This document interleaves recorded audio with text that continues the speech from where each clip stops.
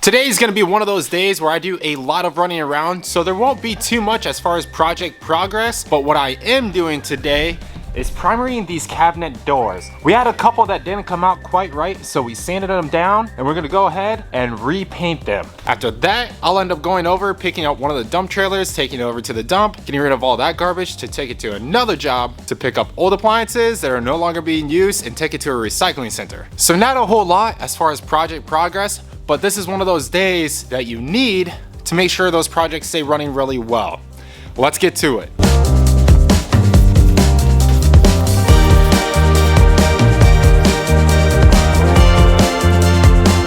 So as you can see, I put the primer on here fairly light. And the reason why we do that is because I don't want to see any of the brush strokes when we go through and paint it. If it's on here thick and there's any ripples or any bubbles or anything like that, it's gonna show up through the paint. And we don't want that. We want it to be nice and smooth.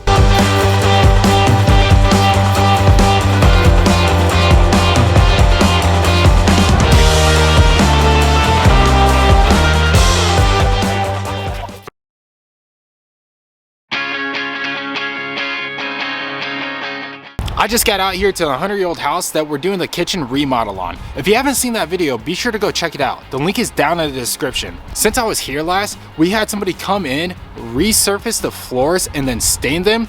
Also, we had the drywall and texturing done. So let's go check it out.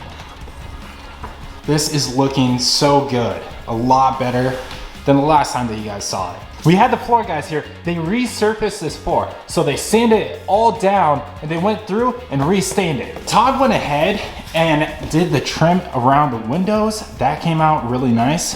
Drywall is up. This kitchen looks so much bigger and so much better. The ceiling came out nice and level. It's absolutely amazing. This is really good work. Some of you might be wondering why this section right here isn't all textured and primed. Well, that's because cabinets are going there.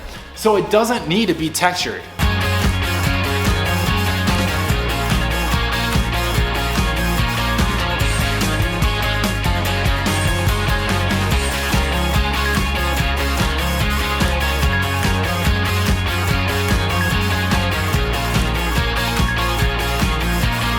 This place is coming together really well. What's gonna happen next is that we'll get the trim pieces off, and then next Thursday, we're going to have our cabinet guy come in and then install all the cabinets.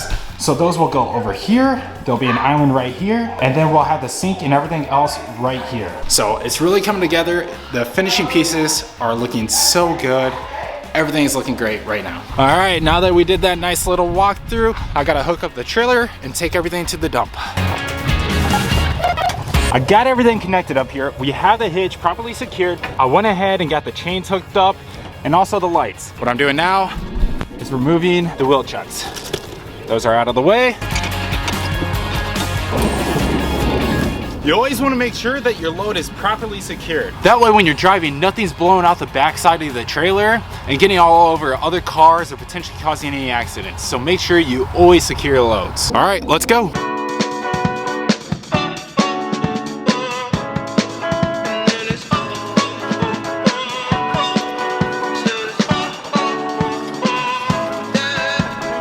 Everything out of here. It's pretty noisy. Looks like pretty much everything's gone, so we should be good to go.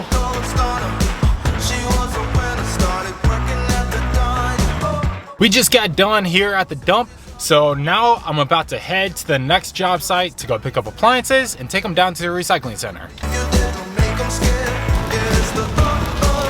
Ah, jeez. This weather's kind of crummy. It's starting to rain. I know a lot of people complain here in Washington about it raining, but on the positive, free car washes.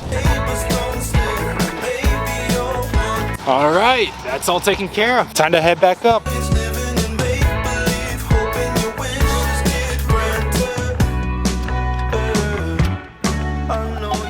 Just when I think that I'm going to finally be able to sit down, finish some of these estimates, get the material ordered, I get a call from the old man and he's needing more material. So I'm gonna run this out to him, pick up a trailer, bring it back here, and then hopefully I'll be able to work on those estimates. So this is something I don't really like to do. The pieces that my dad is needing are these 12-foot 1x2 pieces right here. The issue is, As you can see, I'm sticking it through the back window. Now, I'm not exceptionally stoked about that, but I don't have any flags or anything to mark the end of this right here.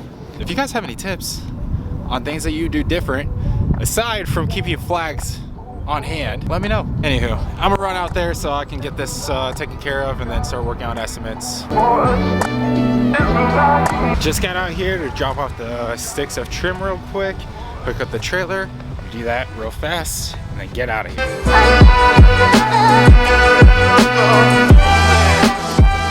With that, we're good to go.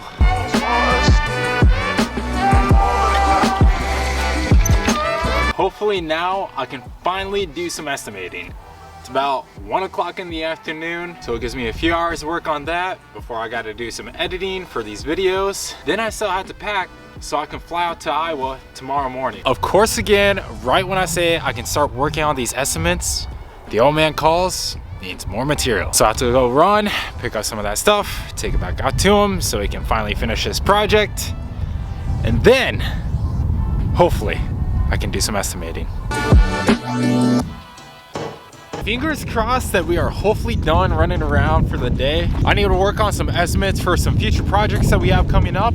I also have a meeting for an estimate for another project that some people are wanting us to take a look at. So I have that later this evening. And last but not least, I still need to pack for this 5-day trip back to Iowa. A lot on the plate yet tonight. We've got a few hours to do it, so let's get to it. This is the less glamorous part about doing general contracting. There's a lot that goes on behind the scenes that people don't see. Scheduling subcontractors like plumbers, electricians, if you hire out your drywall, stuff like that needs to get planned and coordinated with those subcontractors. Additionally, you want to make sure that you order the right material, the right amount of the material, and that you have your whole schedule kind of figured out. You need to see how that affects other projects that you have going on currently. Usually we're running around 4 to 5 projects at a time. It's a lot of work to make sure that we're properly planning these projects. So that's what I get to do for the rest of the day.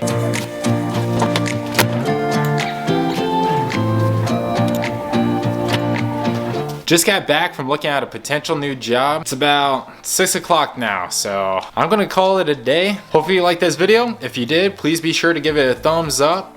Subscribe to the channel, and I'll see you on the next one.